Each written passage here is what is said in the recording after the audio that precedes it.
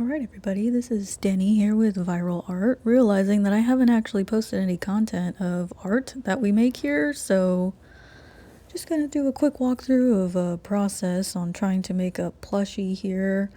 I cut out some velvet and went ahead and stitched it into the mouth.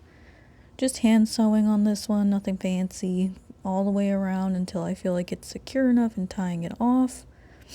The velvet itself is probably a poor choice in hindsight because it's catching lint like crazy, but it's fine because I think it looks good. So this is me just fluffing the edges around it to make sure that it's covering the seams well and not any obvious strings are showing or loose threads or anything like that.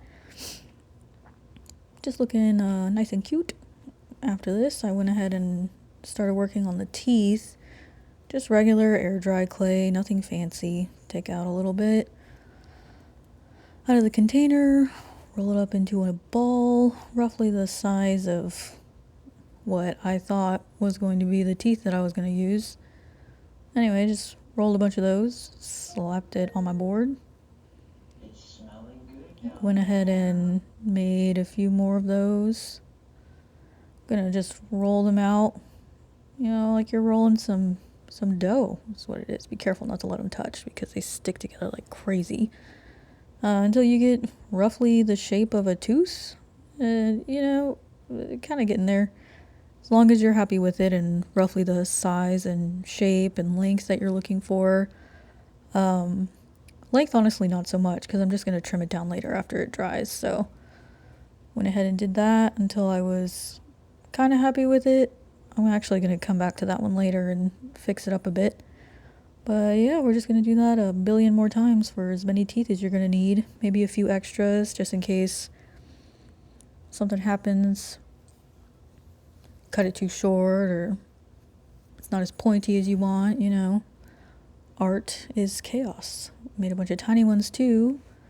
I thought that maybe I would want some little ones. Yeah, this one didn't turn out too great, so we're going to start over. That's a great thing about the air dry clay, just mash it up and start again. So in the end, I have them kind of looking like this. I went ahead and just stuck them straight up. Again, the bottom doesn't really matter because I'm going to cut them down to size. So I just, as I'm positioning them upright so that they can kind of dry at a hook without having a flat edge from laying down flat, just kind of pressing it onto my little cutting board there so it stays secure. And just let those dry overnight. Once you're finished, you should be able to paint them, and then I just hot glued them straight onto my project here. And it should look a little something like this, depending on what your aesthetic is or what you're going for. This is my sweet little demon, angel, bear, monster, goblin thing. Anyway, I think he's cute. I really like the way that he turned out. He's going to be at our next market coming soon, so be sure to stop by. Bye!